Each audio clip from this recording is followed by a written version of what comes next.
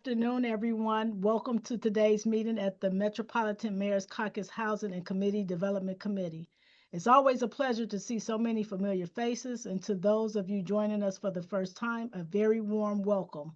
I'm honored to serve as chair of this committee, which has brought together municipal leaders from across our region for over 20 years. Together, we are tackling some of the most pressing housing and community development challenges facing our municipalities. Through collaboration, shared strategies, and collective wisdom, we've continued to make real progress. For the sake of time, I kindly ask everyone to introduce themselves in the meeting chat so we can acknowledge who are present. But before we begin, I want to quickly mention that our annual Housing Committee Development Committee survey will be released via email. This is a short survey, is essential. It helps us shape our agendas for the August, December, and January meetings. Please take a few minutes to complete it. Your feedback ensures that this committee remains responsive and relevant to your needs. Now, to highlight of today's meeting, we're proud to release the Missing Middle Housing Toolkit for the Chicago region. This has been a year-long effort led by Opticos Design and supported by a dedicated peer network representing 18 municipalities. It's a testament of what we can accomplish when we work together across communities. Here's what you can expect this afternoon. First, a brief background on why the Mayor Caucus began exploring missing middle housing. Then, in depth, an overview of the toolkit by Jennifer Settle of Opticos Design. And finally, we'll open the floor for discussion about your next steps and how this committee or the caucus might support your work moving forward. With that being said, I will turn it back over to Ben to kick off things with some background on this project. Thank you. Thank you, Chairwoman Mayor Thompson. As a bit of background, this toolkit is the result of several years of collaboration as a committee. Back in 2021, this committee identified the attraction of missing middle housing as a top need for assistance through the annual survey of the committee. In December of 2022, the committee's quarterly meeting focused on missing middle housing. It's where many here first got to interact with Jennifer Settle of Opticos Design, who presented back in 2022. Then in the spring of 2023, a working group from within this committee was formed that identified barriers to missing middle housing in their communities and helped us determine what technical assistance was needed. Then in the spring of 2024, the Richard H. Driehaus Foundation provided generous support for the technical assistance that working group identified. And over the past year, as Mayor Thompson said, a group of 18 municipalities applied to take part and participate in what we call the Missing Middle Housing Peer Network. So on behalf of the caucus, I want to say a great thank you to the Driehaus Foundation for its support, a thank you to Opticos Design, to Jen and Dylan and Megan for their just tremendous expertise and tailored guidance over the past year. And of course, a big thank you to the municipal leaders from the 18 municipalities, the elected officials, commissioners, and staff who shared their insights and also their questions, which ended up forming the structure for this toolkit. So we hope this toolkit is something that you as municipal leaders can use to present to your village boards and commissions, something you can share with developers and realtors, and something you can keep turning back to as you make progress. So with that, I'll turn it back over to Chairwoman Thompson to introduce our keynote speaker. Thank you, Ben. Our speaker this afternoon is Jennifer Settle, a senior associate at Optical Design and leads the firm's Chicago regional office. Jennifer brings over 15 years of experience in transforming the built environment to enhance people's everyday lives. In her career, she has led numerous community design chariots and played a critical role in neighborhood, city, and regional master planning projects.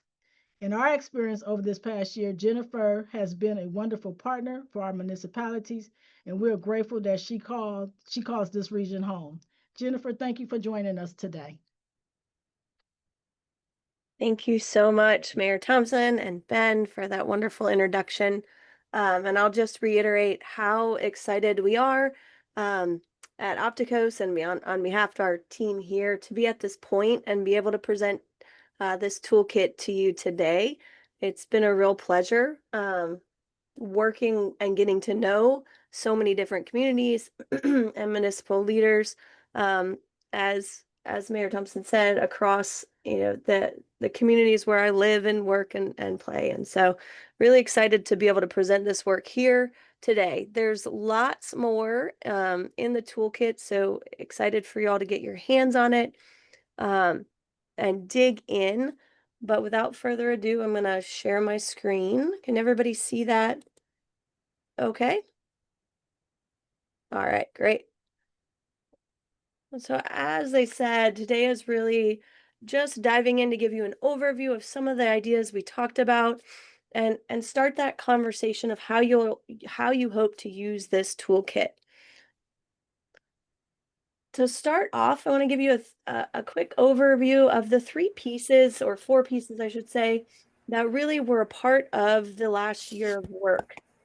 So on the left-hand side here, we had what was mentioned, that 18 different communities joined together to form what was called the peer network.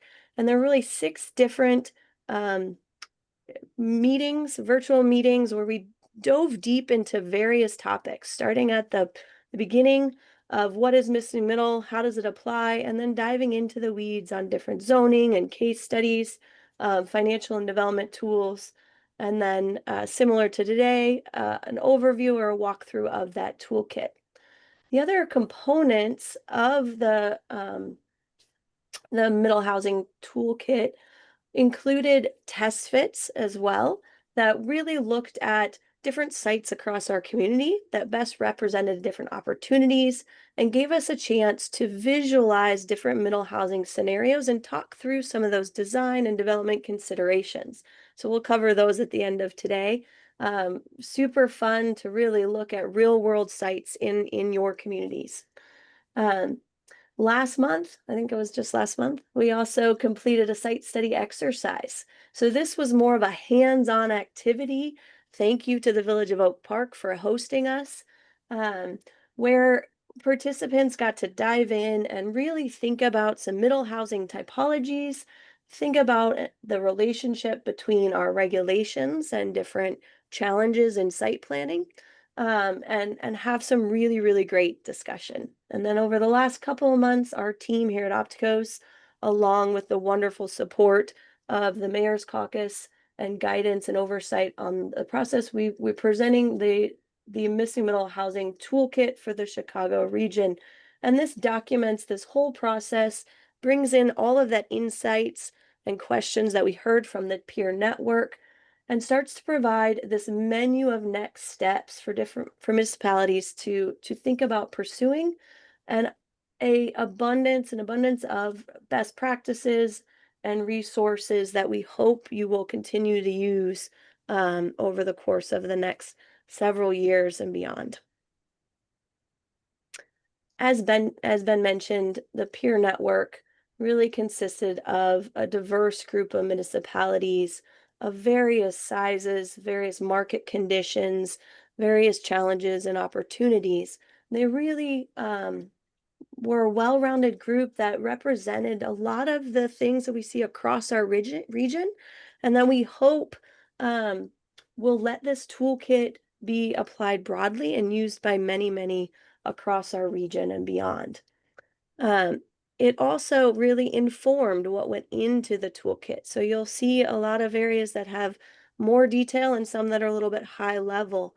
And the toolkit was really guided by the questions that this group asked and the insights that they gave us, so that we could ensure it was giving you enough detail but was widely applicable. So really, really grateful for all of the communities and the municipal leaders and staff that participated with really, really thoughtful insights.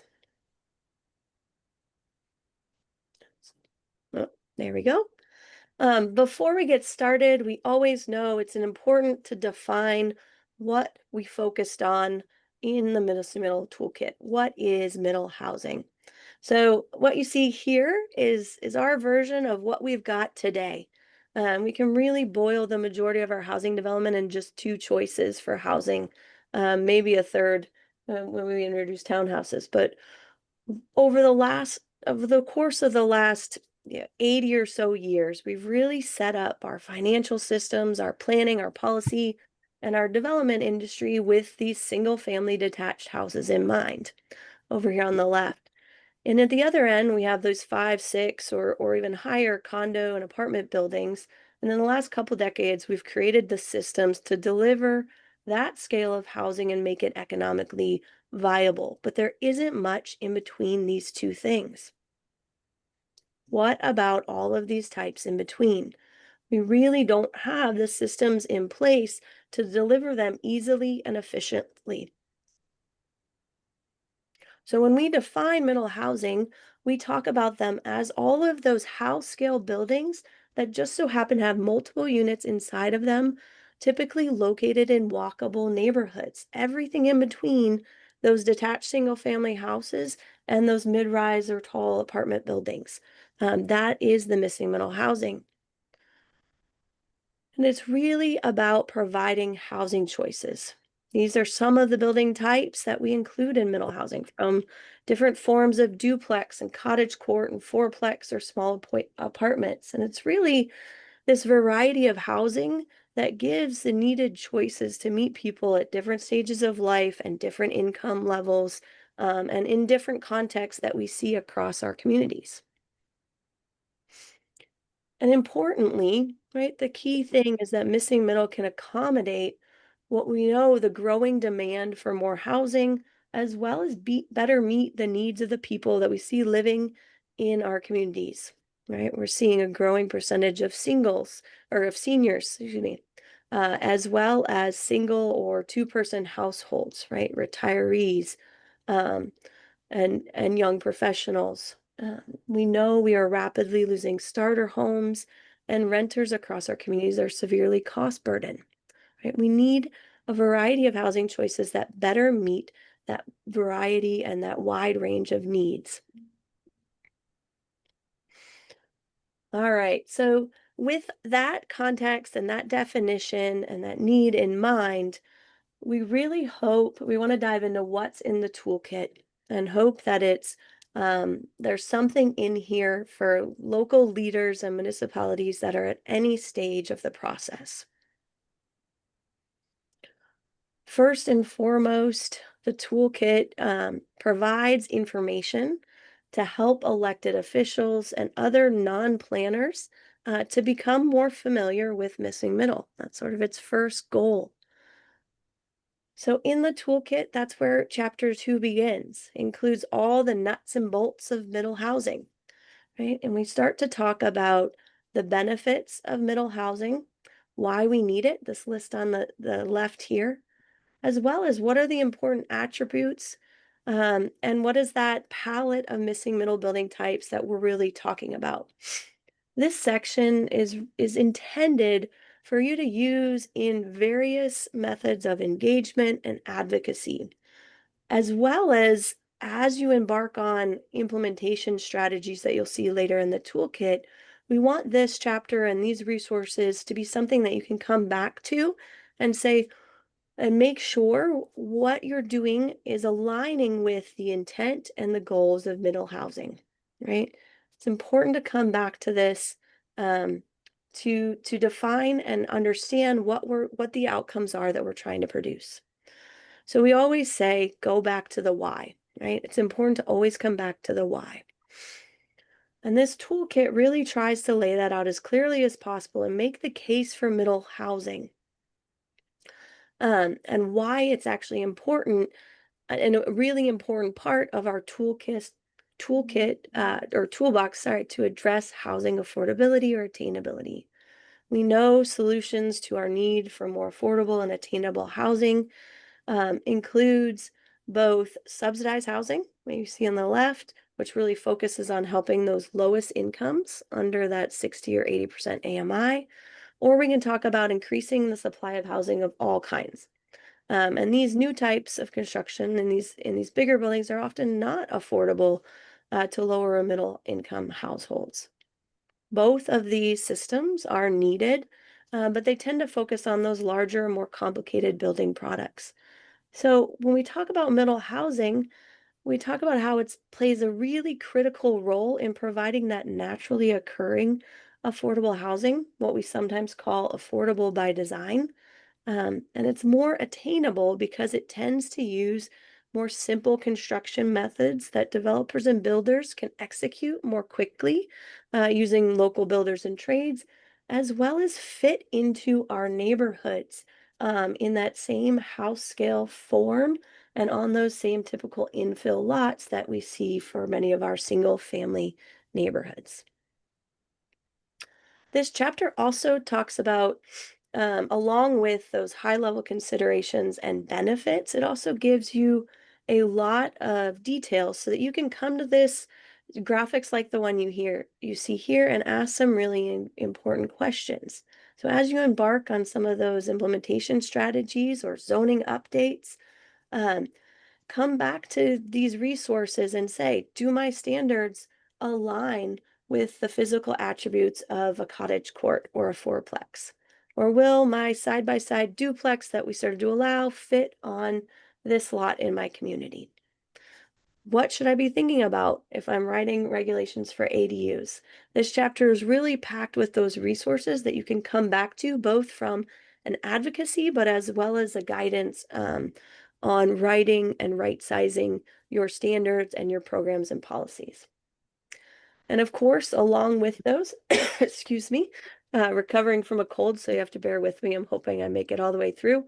But along with those detailed and data that's included in chapters 1 and 2, there's lots and lots of visual examples from our region, both old and new, just copy and paste that to anytime we help get you talk about what are the types and the qualities that you want to see in your community. So we tried to weave in these examples, pulling from really regional case studies and pictures that you can point to say, what about this? What about that? Let's go see this project. How did they do it? And start to really see those key characteristics in real life. The next goal of the toolkit is to really help leaders and planners start to remove the barriers that we know are currently preventing middle housing from being built. In order to remove barriers, of course, we have to understand why it's missing and what is preventing it. We know the list is fairly long, and we're speaking to the choir here, right? And so this is a reminder on this slide of some of those key barriers that the peer network, that the communities that we spoke with 2 or 3 years ago started to identify, right? Those obstacles that seem to be preventing middle housing from getting built. The survey, this bar graph at the bottom, was from the very first meeting we had with the peer network about what barriers they saw in their community. So this chapter starts to outline all of those different elements and set the stage. But the toolkit is really centered on ways that we can start to remove and address those barriers. It's really important to understand that in order to provide these needed housing choices, we have to come at the problem and approach it from several different directions, right? This is why it's so important to have the people that are on this call, to have our mayors and our leaders on board and understanding what are the challenges and what are the opportunities, as well as those that are in planning and in neighborhood outreach. This is a problem we have to tackle from many different avenues, but we want to make sure to frame it in a way that there's a lot of opportunity and a lot of possibility if we start chipping away at those barriers. So this graphic on the right is really meant to be a bit of a roadmap for addressing these barriers. It's organized by 4 key categories that flow from at the top, sort of building a sense of understanding, down to those more detailed opportunities for implementation. I want to be clear, it isn't meant to be a linear process. There's no one size fits all approach, but this toolkit's really meant to help you discuss and communicate and identify where your community is at currently and let that start to guide your next steps, which I think is a really key piece to moving at a pace that allows your community and your developers as well as your leaders to come along with you and really understand and embrace the process. With that in mind, this is also where we start to begin to pull from case studies from a wide variety of places across our region, locally in the peer network, as well as a little bit broader in the Great Lakes and Midwest region, and a couple examples nationally. These are really meant to be a resource for local leaders to say, who can I reach out to that has done this before? We heard that loud and clear from our peer network, as well as other communities, of who's done this before. I want to talk to them. I want to understand how that process went. What are some of those lessons learned? It's also a tool that you can use with community members and community groups, neighborhood groups, to get comfortable with the different approaches that are being considered and to really understand and know that these issues, that most communities in our region and our country are facing similar issues and coming at it with really creative, thoughtful ways. So, excuse me, the barriers set that impetus for the toolkit. Why do we need this resource? But the rest of the toolkit is really aimed at what do we do next, right? What are those steps our communities can take to overcome those barriers and start offering more housing choices? So this includes everything from the top level of identifying those local needs of who it's for, um, all the way through the planning processes that we use and need to have established in our communities. So Chapter 4 organizes the best practices that we recommend or want you to be thinking about into several different categories. Some of these we dive really deep into, and others we keep sort of high level. And that was really based on your feedback about what the peer network, what communities cared about most, and where were they in the process. So this chapter and the best practices that we lay out start at that comprehensive plan level, right? And then it dives into zoning strategies and recommendations, as well as touching on additional policies that are typically outside of zoning, but also impact your development and entitlement process. Things like stormwater and fire and building codes. Um, and then the final category really thinks about strategies that might be outside of your typical required processes like comp plan and zoning, but really offer some innovative planning strategies and programs, as well as community outreach and public engagement that can help you implement these best practices. Again, this is not a one-size-fits-all approach. You may be in a community that has already updated your comp plan, and you can probably skip that chapter, right? Or you might be over here on the right, ready to try out a pilot project, and you want to know how to engage your community um, on that conversation, or how to visualize what works best on that site. The toolkit really tries to provide a menu of strategies to meet you where you are. So one of the key areas I want to highlight here today is that the toolkit introduces this idea that's applicable to most of the concepts or most of those processes, but this concept of missing middle ready areas. We know it's really important no matter which planning or engagement process you're at. It's critical to think about where middle housing makes most sense in your communities. And we know we've worked in a lot of communities, large and small, across the country. Most of our communities have different contexts that have different physical attributes that we can identify. Everything from connectivity to block size to lot size. Um, and it's important to note and respond to those different contexts appropriately. And so we give you tools in here to ask that question of where does middle housing fit and what strategies are appropriate in those different contexts. We know at Opticos we would love missing middle to be applied everywhere, but it's also really important and really necessary to prove its success um, or the success of a certain program or application in more limited ways and be really thoughtful about those before trying to adopt them everywhere.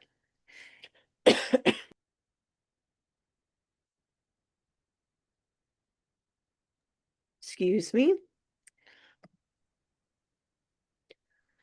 So when thinking about allowing more middle housing, it's key to identify where it will make sense and most successful.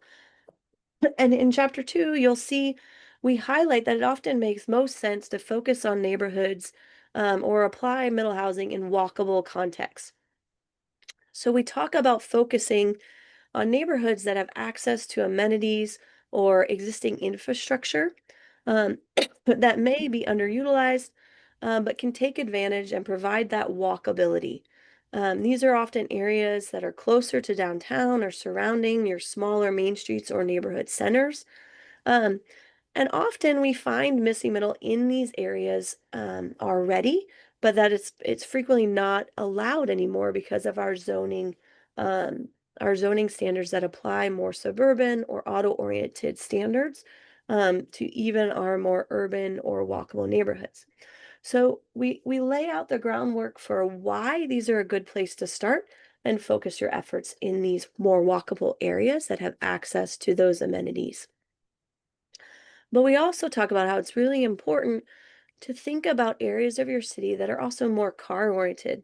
Um, and we distinguish these two because they take a different approach. But it's important to note that both can be candidates for introducing middle housing.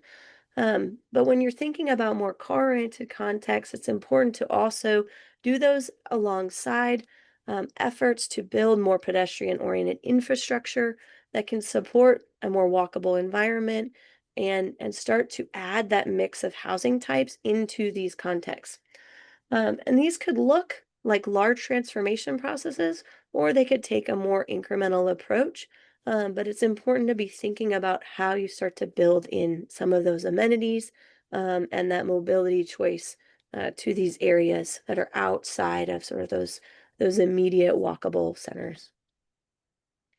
With both of those contexts in mind, the toolkit introduces a couple of different scenarios where middle housing might fit. And we introduce these because the solutions and the types of middle housing are likely different across various conditions. When we show that big palette of middle housing types, we always want to say not all of these middle housing types that we include in the palette are appropriate in every context across Hi. communities. Um, so in this first application, we see a typical neighborhood block where middle housing can blend into the existing house scale lots of a single family neighborhood. And we use these smaller middle housing types like a duplex, an ADU, or maybe a cottage court distributed throughout these infill blocks.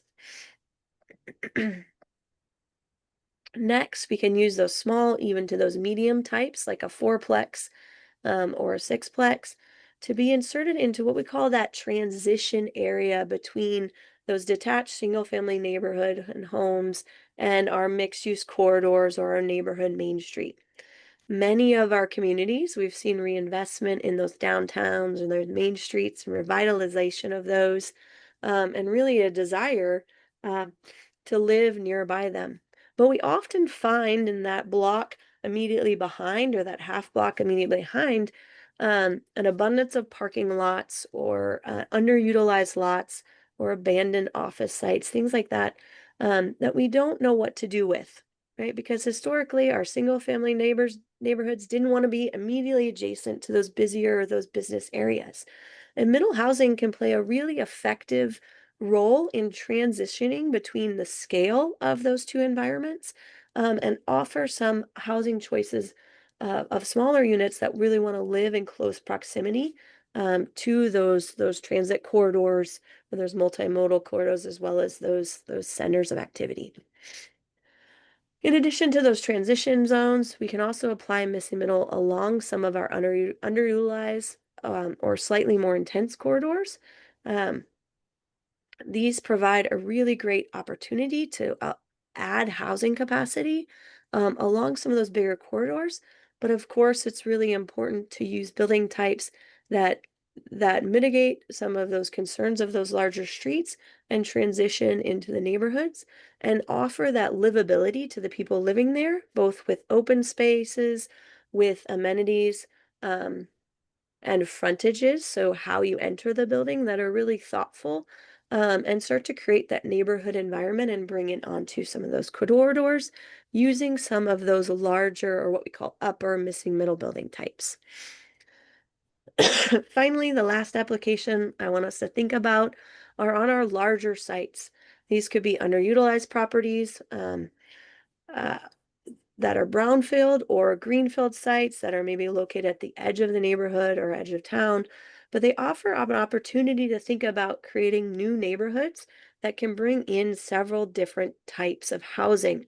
And here it's really important to be thinking about how we can create that neighborhood and that infrastructure, but be really thoughtful. We know when the peer network submitted sites to us, there were many of these 2 to 20 acre sites that really provide that opportunity to create a network of blocks and streets and a diversity of building types that either expand an existing neighborhood or create a new neighborhood with amenities. So once we think about those applications, of course, we have to regulate to allow them.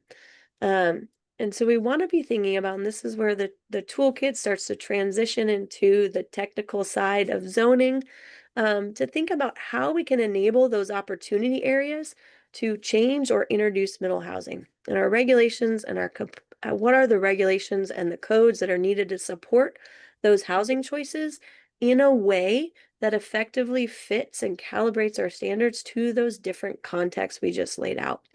This little diagram here is to help think about, if you're in a community that doesn't allow middle housing at all, what's the next step you can take to start to allow it? If you're in a community that discourages, or your standards start to discourage middle housing, you may have to actually go and further and incentivize them. And so I want to be thinking about where you're at in the process, what your standards are.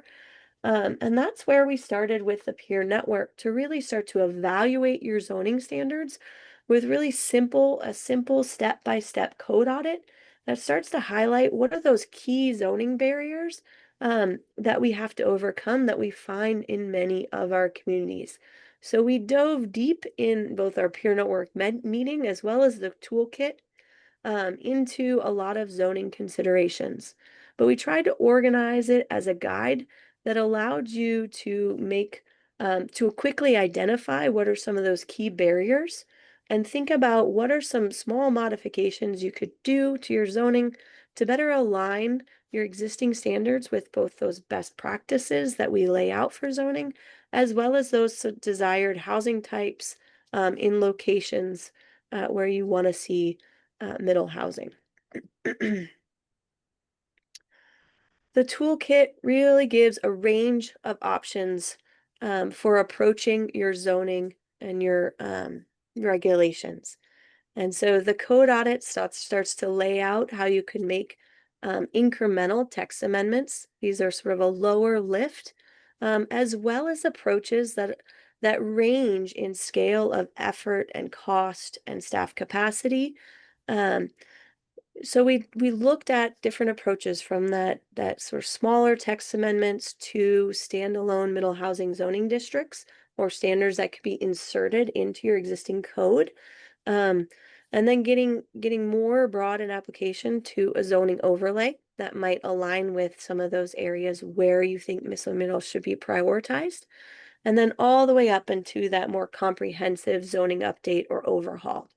And it's really important to recognize that each of these take different political will, different leadership, and have different time and cost implications. So it's really important to identify which one makes the most sense. These can all be really effective methods to enabling middle housing. Additionally, this best practice, chapter 4, dives into considerations beyond zoning that can have an impact on different development outcomes, including things like your subdivision standards, your stormwater, and importantly, our building codes, including the residential code, as well as the international building code. There's a lot of conversation and a lot of recent studies going into this. So we didn't dive deep into them, but it's important to be aware and understand the impacts that these have. So as you take as you make progress with zoning or engagement, you understand that these components are also at play and impacting the effectiveness of your different efforts. And of course, along with that, we highlighted case studies that have been tackling zoning in different ways so that you could look to those and talk to those communities to understand how these different zoning strategies or policy strategies move the needle to enable middle housing. And next, of course, we know zoning may be that first barrier, but it's not a silver bullet to producing middle housing. And it's important to think about what are the implementation strategies and the tools and the efforts that we need that go beyond zoning to set your community up for success and start to enable and incentivize the middle housing outcomes. So we often heard that it's hard to get built. It's hard to get middle housing built. It isn't always feasible. And this is a really important discussion to have with local developers. What's feasible and attainable in your market is different or depends on your market. And so it's important to have these conversations locally and understand the implications that middle housing can have, both on the ability to provide attainable housing, but also the ability for developers to produce it. So first and foremost, not done with zoning yet, but we want to talk about zoning as an important and economic development tool. The two really go hand in hand. But in order to make that connection, you have to think about a balance between a few different components, right? What we call the missing middle, what we call at Opticos, the missing middle sweet spot. And this really involves three different criteria. First, is it feasible, right? It's important to talk to developers and run the numbers locally to understand, does it make economic sense for developers and builders to build it, right? This is different for a 2-unit building versus a 12-unit building. The answer on whether it's feasible in your market might be different. Next, is it attainable? I think more and more in our communities, it's an important goal to be moving the needle and be addressing the need for more affordable housing. So it's important to ask the question that are the homes that you're trying to allow that are being delivered currently at a size and a type that can achieve or offer attainable price points in your market. And finally, going back to those chapter 2 characteristics, we want to make sure you're always asking, are these types that are being produced in your community, either now or that you're trying to open up and enable, are they offering quality living and contributing to neighborhoods that are desirable places to live? Really, really important to be thinking about all three of these components. Yep. So we want to understand how different factors affect that feasibility. We know that zoning and your entitlement process impacts all different factors in development cost. So within the toolkit, we start to dive in to and break down what are the various development costs that go into play when a developer and a builder is studying or trying to identify a project that would make sense in your community. And it's really important to understand that breakdown of cost. Some of these elements, right, zoning isn't going to impact, right, the cost of materials and things like that. But it can have a really important impact on what you can build on what size lot. So the cost of land, right, your minimum lot sizes are things that can start to turn the dial on that breakdown of cost, right, as well as the restrictions on uses, on floor area for units, all play an important role. So we want to make sure you're able to connect the dots between the outcomes that are being produced and how your zoning and your regulations can actually start to move the needle and have an impact for local developers so that middle housing types start to pencil out and we lower that gap between the cost of construction to what they can actually appraise or be sold for. So the toolkit really dives into different ways both from a zoning standpoint as well as from an external financial or entitlement process, as well as some financial and creative strategies for that can start to improve the feasibility that we see for middle housing types, as well as talk about how these middle housing types compare to the status quo of a detached single family house or a much larger building. It's important to talk about how they can move the needle on providing more attainable products in your market relative to the status quo types that are being built. Just as feasibility is important to inform zoning, that attainability should also be factoring into what types you're incentivizing or you're allowing in your community. We want to be thinking about what types best align with the needs and the opportunities of your workforce, of those living and working in your communities, and how can middle housing or which middle housing types best match up with those needs and those outcomes. So as part of one of the peer network meetings on incentivizing development and moving the needle on attainability and feasibility, our partners at the economist Cascadias presented on the idea of a middle housing pro forma tool that could allow local planners and citizens to test that financial feasibility and really start to understand which types in which locations move the needle or produce the most attainable outcomes in your communities. And what this tool does is really allow you to understand which of those policies and zoning changes have the most impact on both feasibility and attainability. And so I should have warned you ahead of time. There's a couple, I think there's just a few more polls within this presentation to gauge your interest in some of these concepts. So the first one really talks about if it was offered to have a regional pro forma tool that was calibrated to local counties, land cost, and market data, would it be helpful to have a pro forma tool that would help identify and understand how different policies and recommendations could start to move the needle on attainability and feasibility? So I think Ben's going to share this poll. Thank you, right on time, Ben.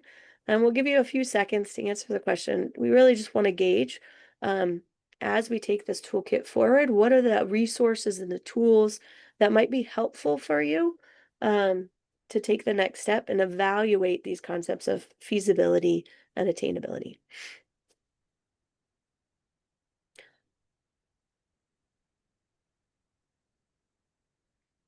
All right, looks like we're almost there.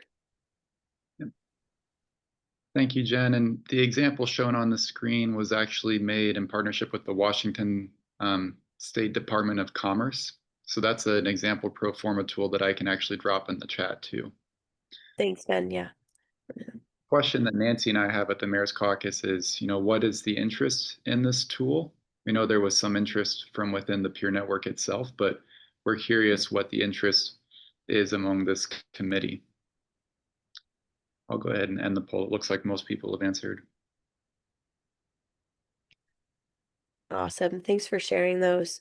The vast majority, let's see, said yes. We know it's really important, and we're seeing a growing amount of communities that are showing interest in really understanding that sort of side of development of what the pro forma actually says, so that planners and municipal leaders can be armed with that information before they're going into the conversation with developers who are saying, I need more units, or I can only do a certain product in your market. Really important to align those two things. So thanks for that feedback. And we know, based on some of those barriers, as well as the developed feedback, that middle housing, even when we allow it, zoning, like I said, is not a silver bullet. And often middle housing requires incentives or regulations that actually even the playing field, or not just even the playing field, but tip the scales in favor. And part of that is due to all of the factors that we talked about in those barriers. So the building codes, things like impact fees, it's easier to finance the single family home. There's lower cost to deliver them, and typically fewer fees and less risk involved for developers. And so even when we maybe allow middle housing from a zoning perspective, it's important to think about ways that can actually go further to move the needle and close that gap and even the playing field in order to see these get built. Okay. One of the ways that we talk about in the toolkit, along with sort of a menu of strategies, is what we call pre-approved housing plans. Um, Pre-approved housing plans start to lower those soft costs, those design costs, as well as provide this predictability of good design and outcomes that fit on lots in your community. These go hand in hand with things like a performa tool to really create a catalog of pre-approved building plans that have gone through your building and planning department to say, we understand these fit within our zoning, these fit on our lots, and then they offer builders and property owners a tool that can help lower the cost to deliver these. In South Bend, where they had embarked on a zoning update to allow middle housing, they recognized that they were in a weak market with a lot of available land. And so they actually did the pre-approved housing plans as a way to implement the zoning and lower the cost or close that gap to provide middle housing, and start to incentivize and encourage, as well as ensuring the community that the middle housing types that we're allowing would be designed in a really thoughtful way that fit in. Just recently, this project built an award, and one of the developers or the builders who built this for them to live in himself came out with data that said there was a $30,000 cost savings as well as a time saving on his duplex project. Really important to think about strategies that go beyond zoning and planning. Hand in hand with that we heard often and is included in the toolkit, are ways of building that local development capacity for small scale developers and local developers, building them up, bringing them to the table in your community to build middle housing types and to utilize those resources. So in South Bend and in places like Kalamazoo that are highlighted in the toolkit that have embarked on pre-approved building plans, or communities that have provided pre-approved or pre-designed accessory dwelling units, it's important to bring those local developers along with them and provide that technical assistance. In those communities, we're seeing those nonprofit housing builders as well as those smaller scale builders who are taking advantage of these programs and really finding them key to the success of these projects. So with that, we also want to gauge the interest of this group of leaders. Would you be interested in looking into a pre-approved building plan catalog that starts to allow things like narrow house, single family, duplexes, or even up to a little bit larger buildings?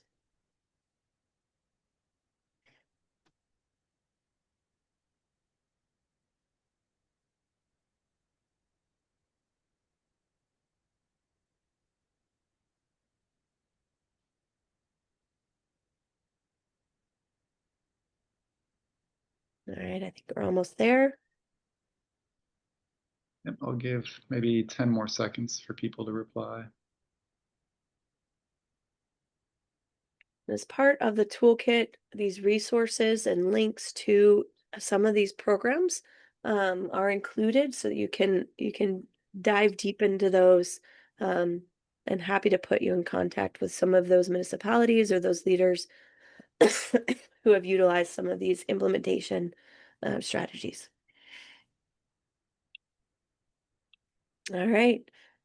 Looks like 80%, a little bit lower than the Performa tool, I think, but a good number. Would be curious to embark on these. And like we say in the toolkit, let's see, these are really important to think about how they might go along with some of those zoning amendments or opportunities to make sure you're allowing more of these types. But we've seen communities do pre-approved buildings as a way to build traction for zoning changes, and we've also seen them as a way to implement zoning tools.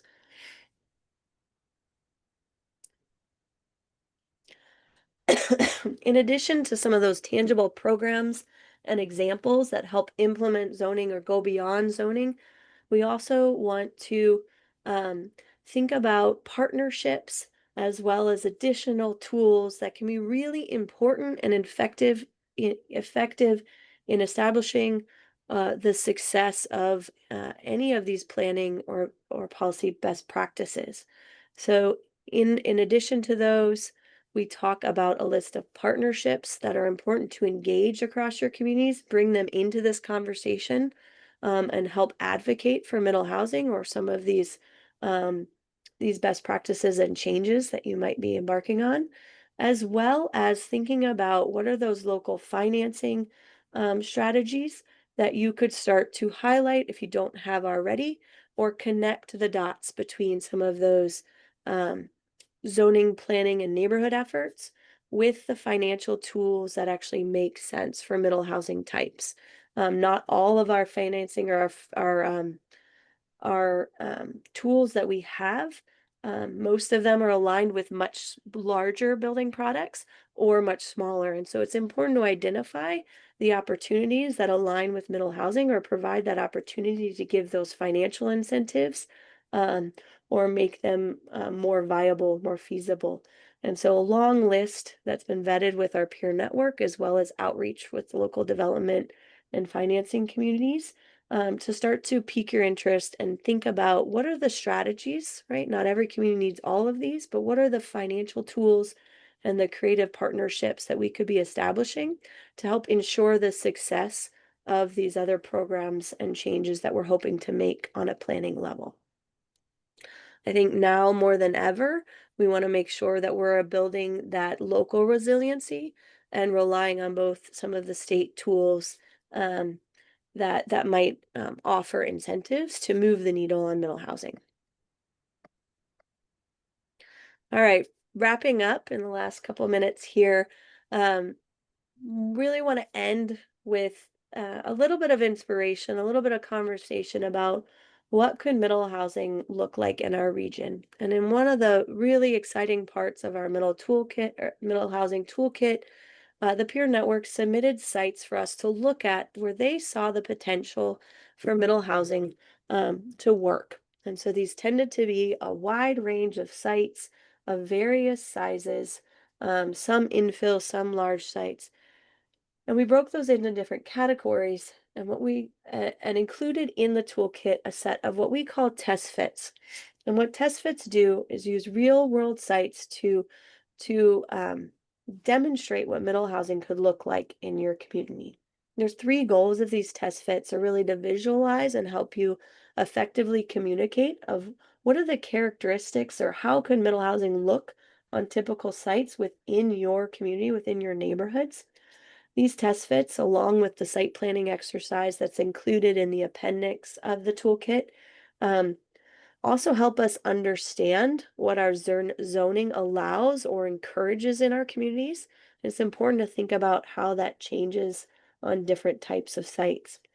And then these test fits really offer us a chance to refine our standards, to start to reverse engineer and start to, what are the things we need to do to enable the desired housing types that you want to see in your community.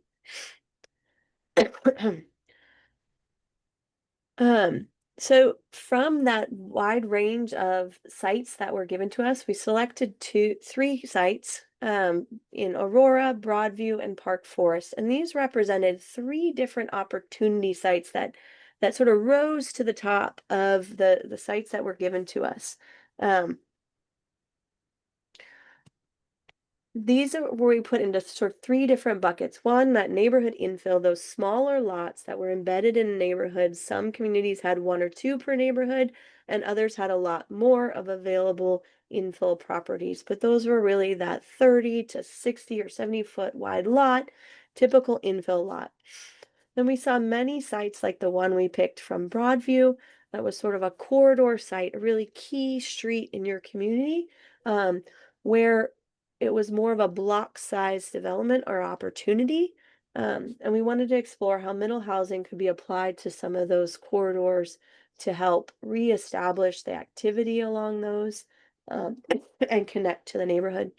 And then the final one, as I mentioned before, in Park Forest, we really had fun with a larger site development. In this case, it was around the metro station. But each of these sites let us to visualize and talk about different design considerations, different zoning considerations, and different capacity conversations that are important to consider as you go from some of these smaller opportunity sites to these much larger opportunity sites. Starting with the property in Aurora, like many of the communities, they had infill properties that were embedded into predominantly single-family neighborhoods. And we wanted to look at their zoning standards that you see here on the right, and understand why some of the outcomes that they were typically seeing, like this gray image here of what we affectionately call the snout house, where the garage is in front, were being allowed, even where in the case of Aurora, they might allow a duplex. The outcomes weren't necessarily aligning with the existing neighborhood, where we see sort of parking hitting in the back and this streetscape of porches and stoops. So the test fits gave us an opportunity to understand what are the different housing types that fit on those smaller lots, as well as what were some of the zoning implications. So you could have this conversation of, is your lot coverage effective? Are your setbacks preventing these types from being offered? And what would the different missing middle types look like on an existing lot? And what was that range that fit, so that someone like Aurora or a community, a neighborhood similar, could have this conversation of, well, yeah, the triplex in 2.5 stories or a duplex fits within the scale of the context. A fourplex might work and be more attainable, or maybe it's too much for this neighborhood. We can't quite park it, or it doesn't quite fit with our desired setbacks.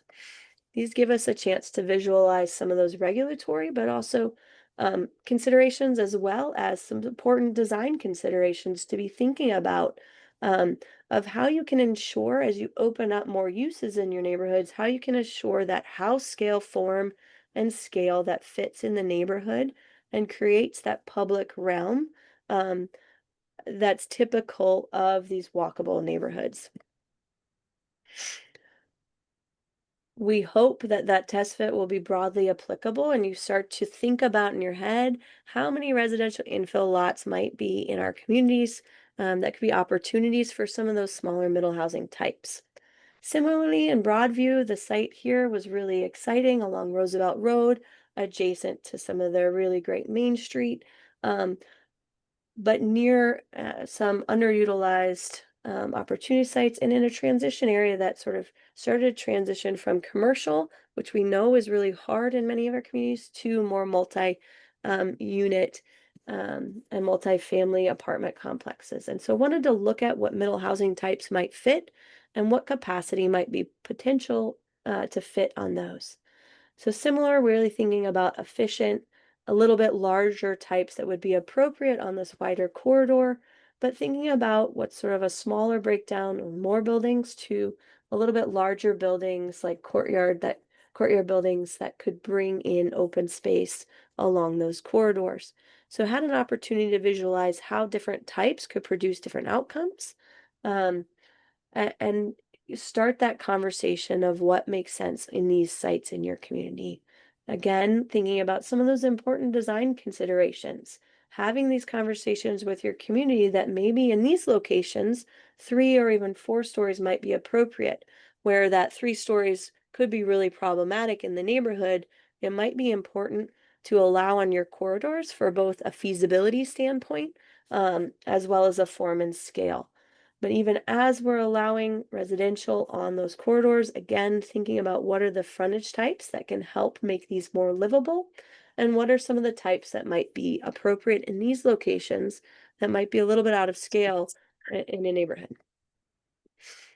We know our communities have lots of underutilized corridors, and so hopefully you can think of at least one of those that are really ready or in need of redevelopment, and what types of housing could fit on those. Last but not least, around the metro station in Park Forest, a really exciting site with a ton of potential and opportunity but has seen some challenges on understanding what building types and what type of development could be phased appropriately and really is feasible to build in today's market. And so we wanted to look at a couple of different schemes that highlighted the need to create that transition in scale and that diversity of building types with larger footprint buildings that addressed the larger street and gave opportunities for commercial in a way that was maybe even, one-story opportunities that were more viable. Or even bigger, where would it be appropriate to have bigger, more intense building types that are really outside of the range of middle housing, but then using middle housing types to transition into the neighborhood. This gives the community and city leaders an opportunity to evaluate some of those standards and those choices with an understanding of how it impacts capacity, how it impacts infrastructure costs, and how it impacts things like open space, making sure that we're balancing all these needs and challenges across a site like this. So the toolkit really highlights what's the range of building types that could work in different locations when you're dealing with a large site, as well as how you could break down the framework to provide these opportunities for open space and building types that transition in scale, and how you can regulate that effectively. Again, we know there's many, many 2 to 10 acre opportunity sites in our communities, and we're really excited and hope that you can start to see how some of these strategies and techniques could be applied to different sites in your communities. So with that, I think this is maybe our last poll. Want to be thinking while we went through those, is there a site in your community that's municipally owned, right, city owned, or owned by a partner, and has the potential to potentially become one of these pilot projects or demonstration projects where middle housing we could use middle housing to help visualize and help community members understand, as well as have conversations with developers and builders in our community to say, is this feasible? Is this attainable? And I hope as these answers come through and we see sort of a mix of yeses and a few nos, I hope we can dive into these more in our Q&A to think about what are some of the reasons why the 17% here said no, and what are some of the exciting potential, or was there one of those types between that infill or that corridor or those larger sites that really stood out in your mind as a key opportunity? So excited to talk through those more. Thanks, Ben. Okay. Get that out of my way. All right. The hope with these test fits is that they can be applied and applicable to other sites that you find in your community. You can connect those dots between the case studies or the examples we selected in the toolkit and sites that exist throughout your communities. And use these toolkits and the visualizations as an opportunity to talk with your elected officials, your commissioners, as well as developers and residents to say what types do you want to see in our community, and where would these be appropriate? So to wrap things up, the last chapter of the toolkit is really encouraging you on a high level to take that next step and decide where you are in the process and ask these 4 questions of what is the need in your community and who can Missing Middle serve? Where should you be prioritizing middle housing, or where do you want to start in your community? Looking at your context and understanding some of the existing areas of interest or where you've already had infrastructure upgrades, things like that. Starting to test your local market, right? Bring in those questions of feasibility and attainability. And then finally, building a coalition of local developers and partners to help develop the tools and strategies that are going to be most effective in your community. So with that, I lied. We have one final poll question before we break into discussion. But we want to sort of start to gauge where how you think you'll use the toolkit most, right? We hope you'll be doing all of these things, but really interested to hear whether your first step will be presenting it to your village board or your commission, planning commission, whether you're really excited to engage your development community and bring some of these ideas to them, whether you're in the thick of zoning changes, or if you see this really as an advocacy or education tool to start to have these conversations in your neighborhood groups. And if it's none of those, or if there's other ideas that aren't listed here, please do share those in the chat.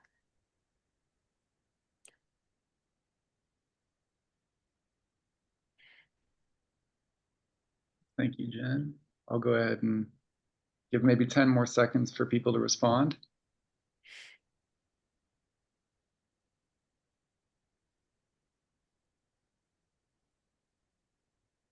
All right.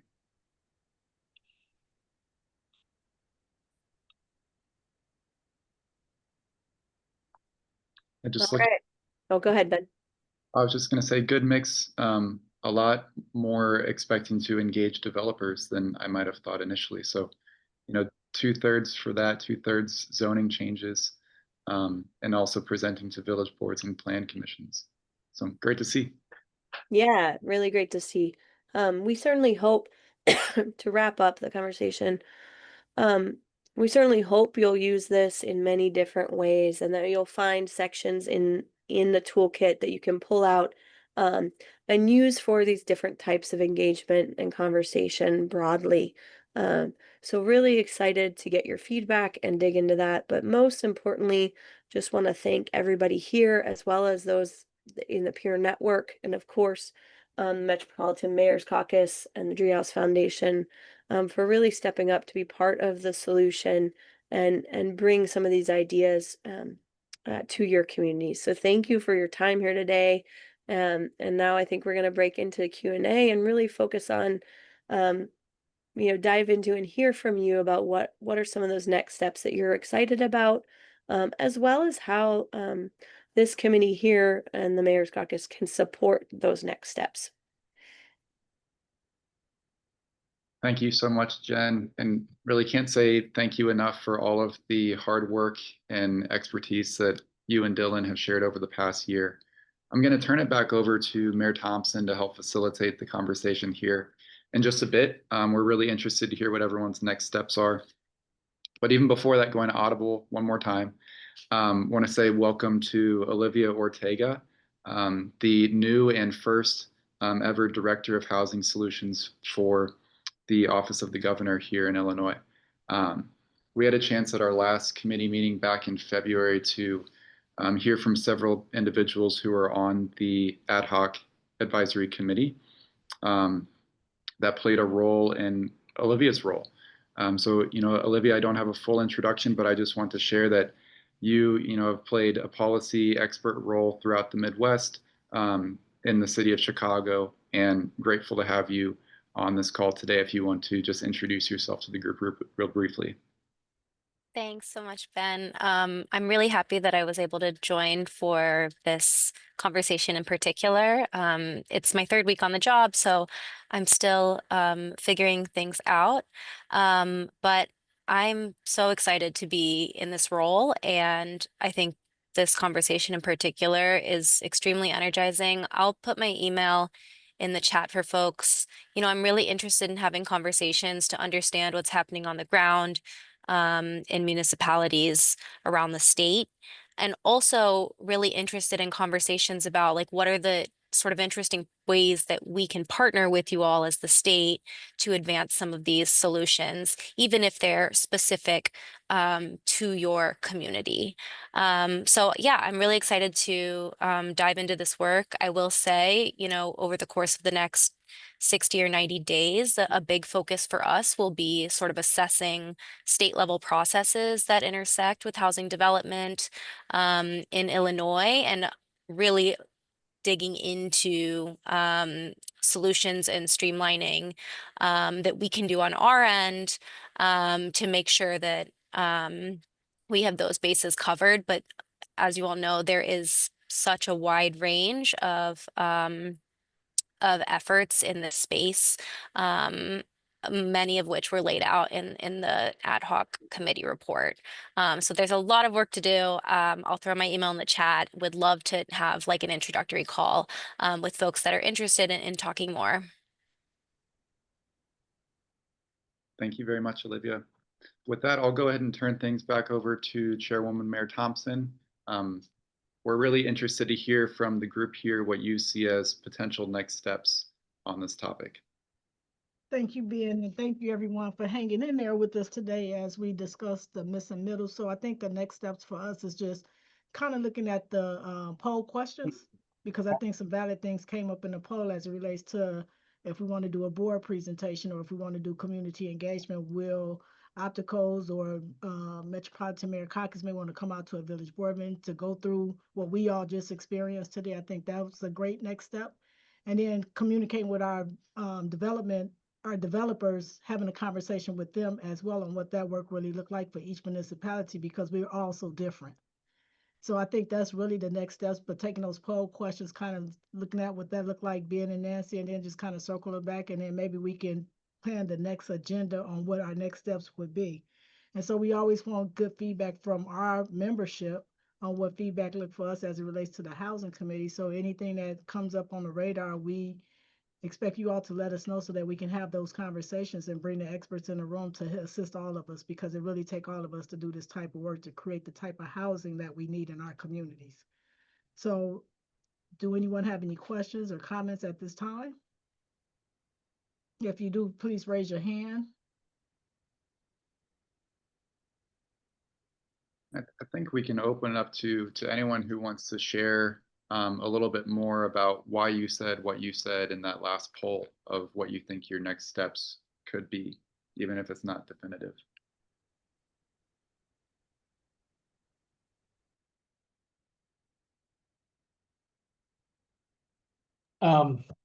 Greg Baylor, Village of Oak Park. I just wanted to let you all know that we are taking this to the next level. We've actually we have an RFP out that's due at the end of the week to help us kind of further this missing middle housing project within the village. So we're going to hire a consultant to help us look at our zoning code to see where we can add additional density and housing types within our residential community, and even maybe in some places in our commercial areas.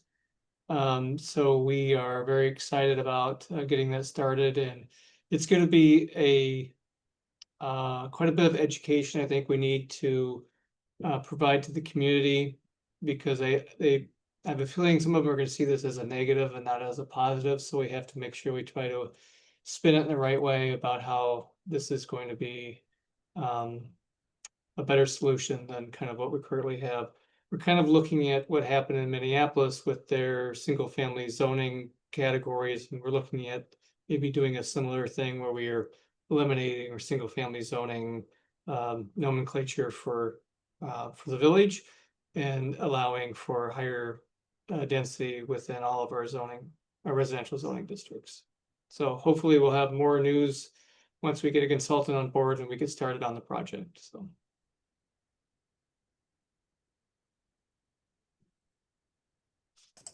Thank you, Craig, for sharing. Really excited about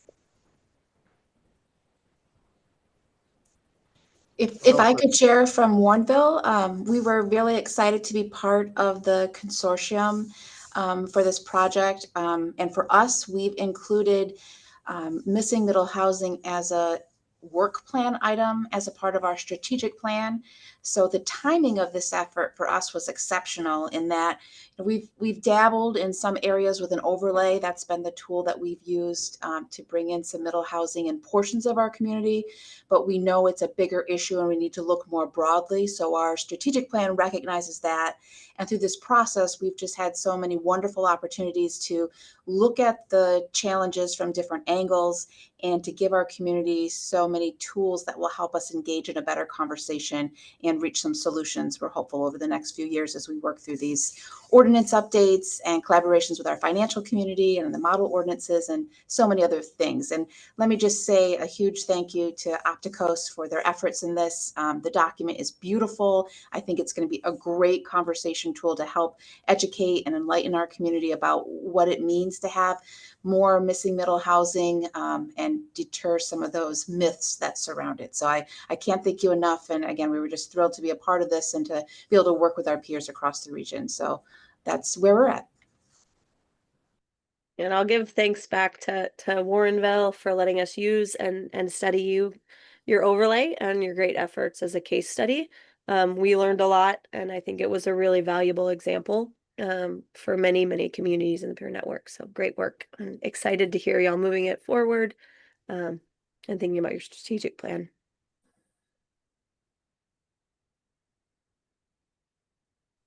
And I'll say, Oak Park, thank you for letting us pull many examples of middle housing from your community, as well as we hope it'll be a great resource as you move forward in engaging and communicating about middle housing, as well as tackle some of those certainly challenging but important zoning changes.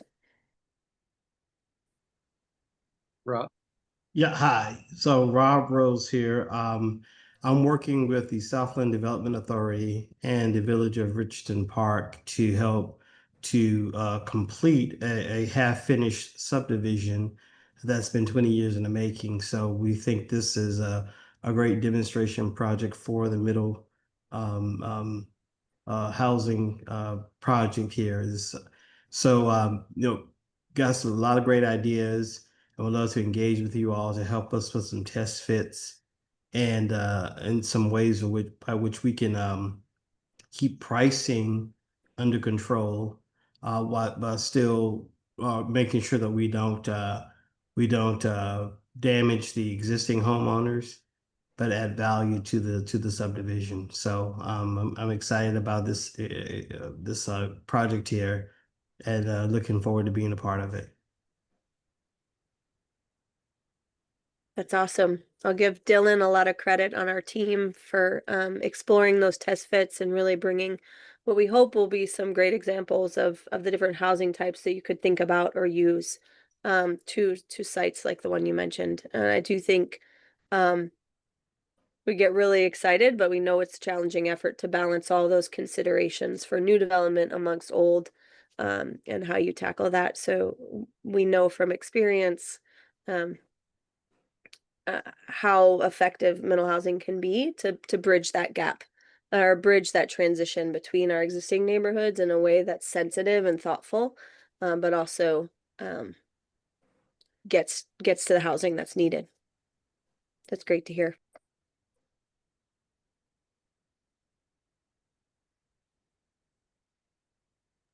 I have a question, if you don't mind, Mayor Thompson. Of the folks that said that they were gonna engage or present to their village board or commission, I'm very curious. We do this often, and we know I really appreciate the length of time I was able to have here with you today to walk through all these various topics, but we know you don't always get that length of time when you're presenting to your planning commission or your boards or your trustees. And so I'm curious if any pieces of the toolkit or any chapters in particular were ones that stood out for those that said their next step might be to present. Are there any concepts that you would really focus on in those conversations or presentations? Again, as I stated earlier, that each municipality is structured different. So they would have to kind of guide and go through the toolkit and pull out what they would think would be best conversation for a village board as it relates to the village of Broadview. When I do these types of conversations, I don't have it at a board meeting because that's our traditional business meeting. So I'll have a community meeting where I can have more time to have more conversation. But each municipality is structured different. So I think those that want to have that type of conversation have the consideration that the village boards is regular board meeting and you want to take care of the village business, but do it through a community meeting as it relates to housing. And you have more time to have these discussions and have time to have Q&A at the end as well.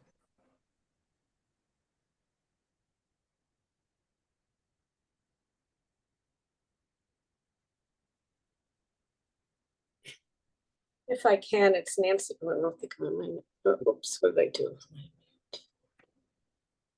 I guess I'm not. It's Nancy Furfur with the Metropolitan Mayor's Caucus. And as I think a lot of you know, that we do our Homes for Changing Region project, and we work with communities all around the region. And I think the one where this really is important is when we go there and the community looks at themselves by who's in their community. What oftentimes is that missing middle housing, and we define it as housing for people that make, hope I have this right, 80% of the median income to 140%. So these are people that are working, or they could be people that are retired. And so this really, if your community understands it, if you want to attract young professionals that maybe are looking for their first starter home or for a rental apartment where they can start their career, or sometimes it could be the older people who are ready to downsize and there's no place in your community, but this is a great way for them to downsize comfortably within your community. So it fits the needs of a lot of people in your own communities now, or those that you would hope would want to come to your community or looking to come to your community, but just can't find the housing they can afford.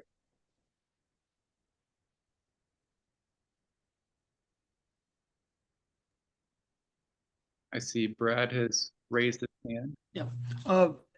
Thanks, Ben. And just piggybacking on what Nancy just said, for those of you I don't know on the call, I've had the pleasure of partnering with the Mayor's Caucus over the last 4 years, working with municipalities, including many represented on this call, on developing aging in community strategies. And for me, one of the most exciting parts of this fabulous toolkit is that it dispossesses potentially municipalities from thinking of older adults simply as aging in place. I personally think that there is too much of a focus on having older adults, overcome the challenges of their current housing to stay in their own homes. And this strategy is built upon a broader community level aging in community approach, which I think is a breath of fresh air. So kudos for that and many other reasons. Thanks, Ben. Thank you, Brad. Thank you to Jennifer, Dylan, and the Opticos team for making that point clear. Before we close, any other thoughts from people in attendance about what your next steps may be? See that Paul Haas shared some in the chat. You're welcome to describe if you'd like, or if someone else has something they'd like to share for the good of the group. Feel free to come off mute.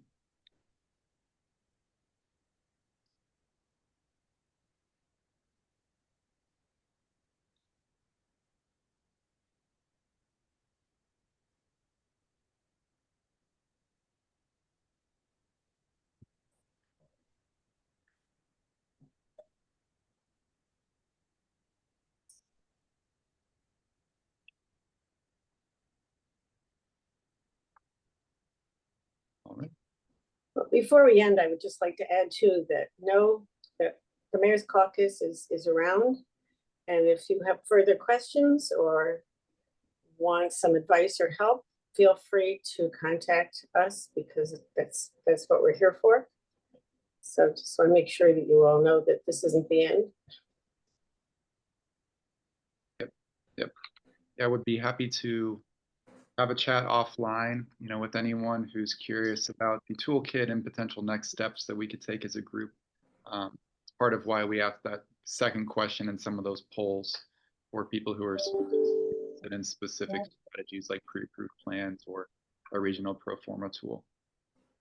So just want to say thank you again to Craig and Amy and everyone else here, and Chris and everyone else who was part of the Peer Network over the past year. I see Curtis as well. All of the discussion and questions that you raised really form the structure of that toolkit. So we really appreciate you making time and being that complement to the technical expertise that Jennifer and Dylan bring from Opticos Design. And thank you, Mayor Thompson, for being a great facilitator of the peer network as well. Last piece I want to share before we close is just a reminder of what Mayor Thompson said at the start of our meeting. I'll be sending out the annual survey of this committee, so that way we can choose topics wisely for our August meeting, for our December meeting, and then for our February meeting as well. So be on the lookout for that survey. Just takes 5 or 10 minutes of your time. Will be greatly useful for us. So with that, I'll turn over to Mayor Thompson to close us out. Well, thank you everyone for participating, and we hope to see you in October. Yep. Have a good week. Take care, everyone.